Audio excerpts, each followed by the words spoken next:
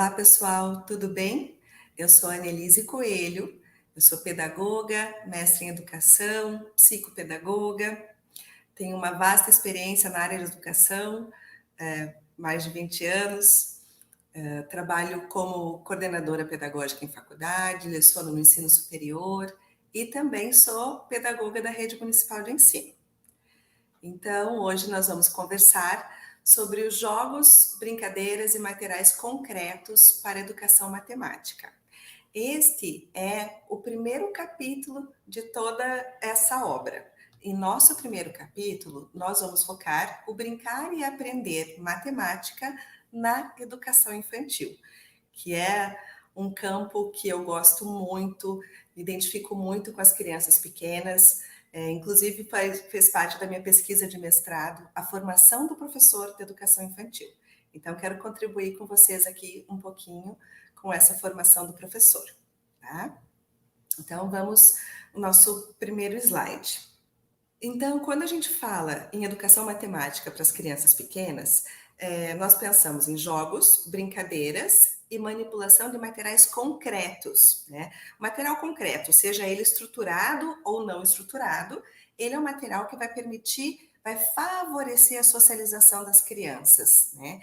Então, esses instrumentos estão diretamente relacionados à infância e vão ajudar no desenvolvimento das linguagens, vão estimular a criatividade e vão ajudar na aquisição da compreensão de regras. Então, o jogo, a brincadeira, faz a criança andar nesse mundo, né? Ser socializada, aprender a socializar. Quando a gente fala, então, a educação matemática na educação infantil, o que é educação infantil? Né? Vou falar aqui uma parte geral para vocês, bem teórica, e a gente já vai para exemplos mais práticos, né? Então, o que é a educação infantil? É a etapa do ensino básico que atende criança de 0 a 5 anos. Então, a gente pode falar em educação matemática desde o 0, né, para os bebês, sim, até as crianças de 5 anos e para todas as idades, né? Então, a educação matemática, a gente ainda continua no nosso dia a dia, mas a gente já pode aqui falar desde as crianças de 0 anos, quando a gente começa a brincar com eles, cantarolar e fazer contagens, né? O que a gente precisa entender que a educação matemática, a educação, ela tem a função socializadora, né? Isso é indiscutível. A criança, ela vai para a escola, ela vai para aprender, para socializar. E o professor, ele precisa estar aberto ao acolhimento das vivências daquela criança, porque essa criança já tem um histórico familiar, ela tem conhecimento adquirido, ela vive em contextos, né, em que ela vai trazer as experiências dela. Então, vamos fazer uma criança, por exemplo, que o pai tem uma venda. Os pais têm uma venda, trabalham com dinheiro o tempo inteiro.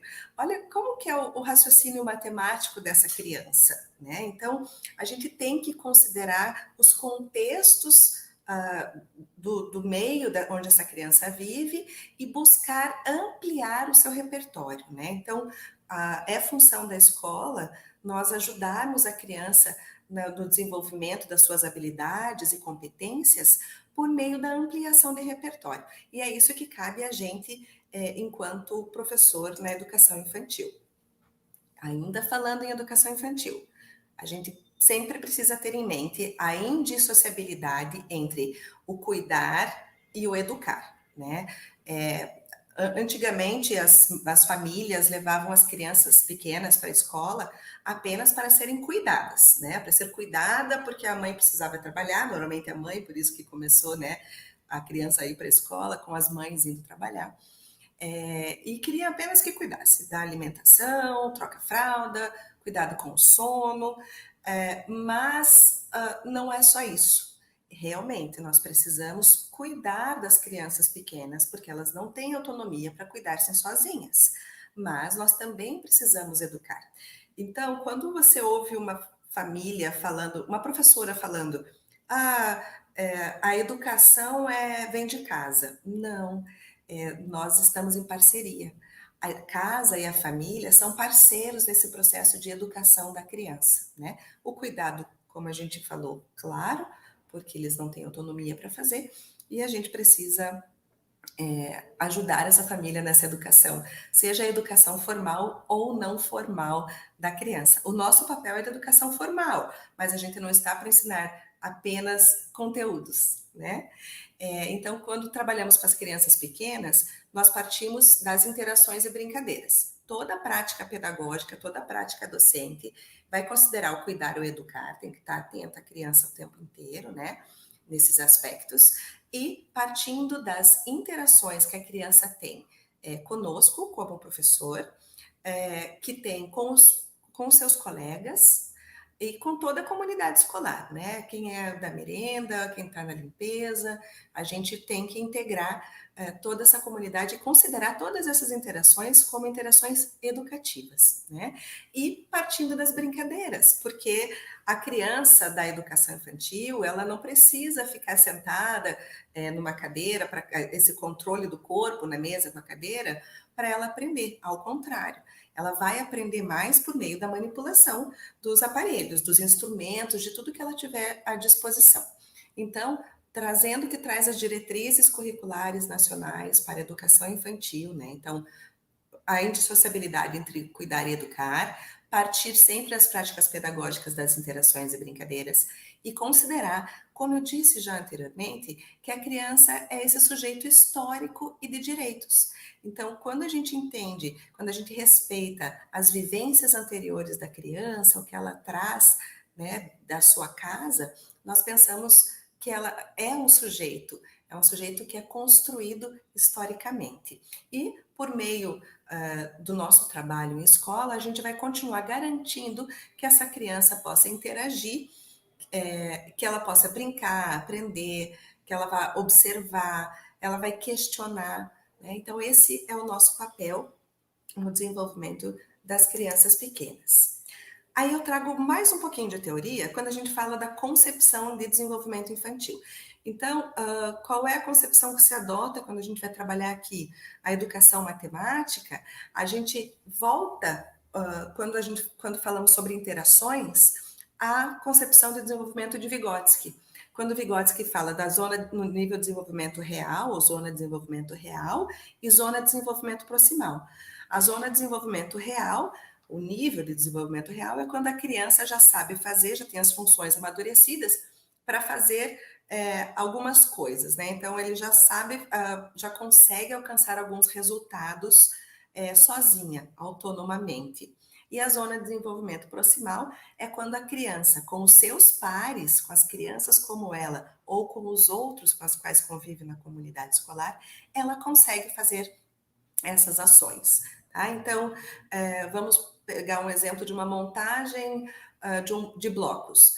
A criança ela vai conseguir montar blocos sozinha num determinado período, ela monta alguns, derruba outros, e a gente vai trabalhando com ela, fazendo uma mediação, mostrando como fazer esse encaixe, alguns com encaixe, outros só com sobreposição, e a criança vai aprendendo conosco, então. Então, são esses aprendizados já certos, né, que a criança já domina, e as outras coisas que ela vai aprendendo a dominar por meio das interações. Eu trago também, então, os direitos de aprendizagem das crianças na educação infantil, também previsto na Base Nacional Comum Curricular, né, que é o brincar, o participar, explorar, conhecer-se, conviver e expressar-se. Então, a criança é um sujeito dialógico que está sempre em ação, brincando e participando ativamente, né? A criança, ela não deve ser, a ela não deve ser imposta as coisas que ela precisa fazer. Nós precisamos ouvir as crianças, entender as suas ansiedades e anseios. E não só ouvir no sentido de escutar mesmo, mas de observar e interpretar o que ela está querendo nos dizer, né? Até por meio dos seus comportamentos. Agora a gente vai, na Base Nacional Comum Curricular, falar sobre os campos de experiências e a intencionalidade pedagógica da educação infantil. Então, educação infantil, 0 a 5 anos. Temos uma divisão dentro da base nacional, crianças de 0 a 1 ano e 6 meses, são consideradas os bebês, as crianças bem pequenas, de 1 ano e 7 meses a 3 anos e 11, e as crianças pequenas, de 4 a 5 anos e 11 meses. Todas essas crianças, elas fazem parte da educação infantil, seja no segmento creche ou na pré-escola. E para todas elas, nós temos como trabalhar e ajudar no desenvolvimento dessa educação matemática. Mas, para alguns, essa forma de distribuição de idade, 1 ano e meio mais ou menos, mostra um grupo, junta um grupo etário que vai aprender mais ou menos as coisas ao mesmo tempo. Então, não é um número fixo, tá? Essas idades, mas são aproximados para a gente ter ideia do que a criança já é capaz de fazer, o que ela consegue fazer e o que ela consegue aprender. Dentro, então, dessa faixa etária, nós temos os campos de experiência.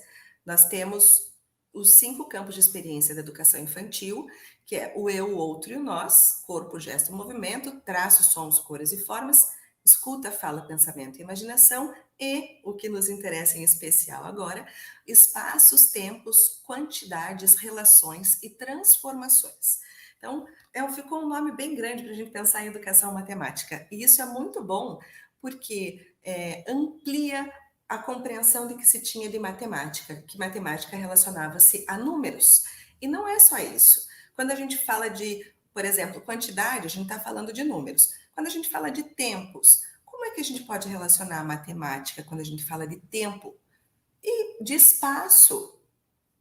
Como? Ontem, hoje, amanhã, aqui, ali, né? O espaço maior, o espaço menor, as relações que existem entre os dias, e as transformações que também acontecem com os números, assim como acontecem com o tempo, com a noite, com o dia. Então, é uma ampliação do que ter só apenas conhecimento matemático, que antes era relacionado apenas a números. Mas é muito mais do que isso, principalmente aqui nesse campo da educação infantil, está muito claro para a gente que ele é muito mais do que número.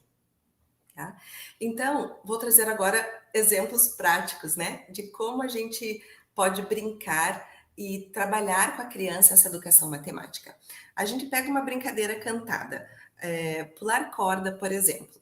Olha quantos aprendizados. Quem conhece aquela? Quem já brincou? Né? Um homem bateu em minha porta e eu abri.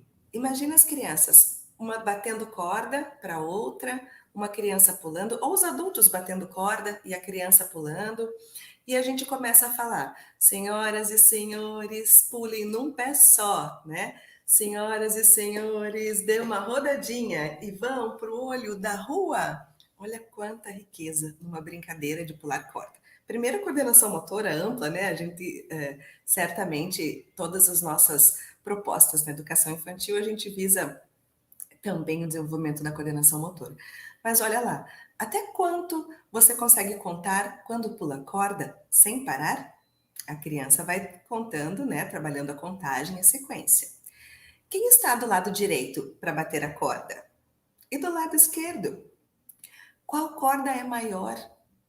Então, os conhecimentos matemáticos, eles estão nas brincadeiras. Trouxe esse exemplo da corda, mas em todas as brincadeiras que nós estivemos com as crianças, a gente pode trazer o conhecimento matemático. Olha aqui mais uma sugestão: transferência de líquido em recipiente diverso. Então, a criança sempre adora brincar com água, né? Em lugares que estão mais quentinhos, a gente pode brincar com água, adulto também gosta, né? Eu gosto. Em lugares mais quentes, ou que a gente tenha um espaço garantindo que a criança não vai se molhar muito, jogar muito para cima, dependendo já da coordenação motora da criança. Que tal a gente pegar recipientes diversos em que a criança possa transferir a quantidade, o volume, né, falando de conhecimentos matemáticos, o volume que tem no recipiente para outro recipiente. Coordenação motora fina também. Volume, né? Vamos colocar um corante nisso. Então, transforma E ainda, materiais reutilizáveis. Vamos usar um copinho de iogurte, vamos usar tampas pequenas, até uma tampa de garrafa, uma tampinha de PET, né? Com volume, a criança vai transferindo de um lugar para o outro, né? Olha só, que tal convidar a família, né, para separar esses ingredientes? E quando a gente começa a fazer as comparações, então, o volume do líquido do recipiente X cabe no recipiente líquido Y? Sim, não, por quê? Então a gente leva a criança a observar essas relações, né? Essas são as relações matemáticas, tá? Vamos para mais um exemplo? Perdão, antes do exemplo, falar um pouquinho sobre essa educação matemática, então, na perspectiva do letramento, tá? Estamos falando de educação matemática. E quando a gente fala em alfabetização, a gente fala de letramento. Normalmente a gente relaciona esses dois termos à língua portuguesa, mas também podemos relacionar à matemática. Então, a alfabetização, ele é o processo de aquisição do sistema da escrita. Quando a gente fala isso na matemática, também é o processo de aquisição do sistema da escrita da matemática, como a grafia dos números, tá? Enquanto que o letramento é todo o processo de desenvolvimento dessas competências. Então, o letramento na língua portuguesa é o processo de desenvolvimento do falar, do escrever, do entender que ele está numa sociedade letrada. A escrita vem depois, mas a criança compreender que está numa sociedade letrada. Assim como esse letramento matemático, que é a criança compreender que a matemática faz parte do dia a dia. Né? Ele está inserido nesse contexto na prática social da criança. Como eu dei o exemplo do pai que tem um mercadinho, né? Ou a criança vai comprar uma bala, eu quero uma bala. Como é comum a gente falar, enquanto pais e mães, isso aqui é caro, né? Então, o alto, o baixo, o maior, o menor, é a criança entender que esses conhecimentos matemáticos, eles fazem parte da sua prática social, tá? Mais um exemplo prático, então, vou trazer para vocês sobre a matemática também na perspectiva do letramento. Então, vamos pegar um trava-língua. Olha a ideia só, letramento matemático com letramento da língua portuguesa. Tempo. Quem conhece esse trava-línguas, né? O tempo perguntou ao tempo quanto tempo o tempo tem. O tempo respondeu para o tempo que o tempo tem tanto tempo quanto tempo o tempo tem. Como a gente trabalha a educação matemática a partir disso, né? Quanto tempo você passa numa escola? O que é possível fazer em um dia? E que atividades vocês precisam de mais de um dia para fazer? Que atividades são realizadas em um dia? Quanto tempo demora um recreio? Né?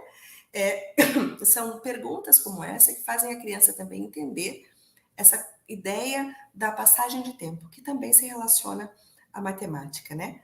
Olha a outra ideia. Como é a noite? O que você faz à noite? Quantas horas duram uma noite? E assim para o dia também. Então, na nossa intencionalidade pedagógica, nós vamos estar em contextos educativos preparados para a criança, para que a gente possa desenvolver com as crianças os seus conhecimentos. E isso depende do trabalho do professor. O professor tem que ter em mente o que ele pretende fazer e a criança vai mostrar para a gente estratégias diferentes para a resolução dos problemas que nós apresentamos para eles. Por exemplo, né, aqui trouxe algumas imagens simples que tem tanto material concreto ali já estruturado, aquele desenho essa imagem de um escorregador, tem brinquedo, o elemento tecnológico, o aparelho que a criança está brincando, elemento da natureza. A gente não tem um material reutilizável aqui, mas todos esses elementos, eles são materiais possíveis para a elaboração de estratégias para o desenvolvimento de propostas com as crianças no desenvolvimento da educação matemática, tá? Então, mais um exemplo, vamos brincar de queimada com as crianças, né? Um espaço amplo em que as crianças possam brincar de jogar a bola um no outro. Não sei se vocês conhecem esse brincadeira de queimada. Separem duas equipes, uma equipe fica com a bola de início, joga a bola, tenta acertar no colega. Para essa já tem que ser aquela bola bem macinha que não machuca a criança, né? E se encostou a bola e derrubou no chão, o colega sai do jogo e fica esperando. Se o colega conseguiu pegar a bola, ele consegue fazer um arremesso novamente. Então, tem regras em lugares diferentes, em cada lugar tem regras um pouquinho diferentes, né? Mas um exemplo de uma brincadeira em que a gente pode trazer vários conhecimentos matemáticos com a criança, além do número de participantes em cada grupo, onde é o meio da quadra, né? Se acontecer tal coisa, se o resultado da partida for X, qual foi a diferença entre o número de pontos do ganhador com o número de pontos do perdedor, né? Então, são vários questionamentos, vários problemas matemáticos que a gente leva para a criança. E brincar com dados também. Também podemos trazer, o dado tem número, né? Mas esse registro do número, como a gente pode fazer batalhas, uma criança joga um dado, outra joga outro, quanto sobra, quanto é a soma dos dois e qual é a diferença, quanto sobra, vários conhecimentos matemáticos e habilidades que a gente pode ajudar a criança a desenvolver com dados, né? Algo tão agradável para as crianças e que tem facilmente ao nosso acesso. Sobre dado, dá para fazer até dado de massinha. Vocês já tentaram? Massinha, faz uma bolinha, esmaga para fazer dado e fura com palitinho. Número 1, número 2, a bolinha, as crianças adoram. Uma dica bem legal. Pular amarelinha também, eles vão aprender a desenhar quadrados, retângulos, dividir. Podemos usar um giz, um carvão, uma pedrinha. Então, trazendo elementos da natureza, estou tentando trazer exemplos para vocês, com elementos bastante comuns para a nossa prática, né, para o nosso dia a dia, assim como elementos da natureza. Então, eu quero dizer para vocês que é nossa responsabilidade, né, enquanto escola, ajudar no brincar da criança e no desenvolvimento das suas habilidades e competências. A escola e a família trabalham juntas, em uníssono, pelo bem da criança, né? O que nós temos em comum é a criança. E a gente tem que também orientar as famílias de que brincar é uma forma de aprender, é o meio que a criança tem para a aprendizagem. E mostrar para as famílias e também tirar da gente, às vezes, que tem um pensamento de que a criança, para aprender, tem que registrar no papel para poder mostrar depois. Tá? Não precisa disso, gente. A gente tem que observar as crianças e agir para poder ajudar no desenvolvimento das suas habilidades e competências. Foi um prazer estar com vocês. Até a próxima.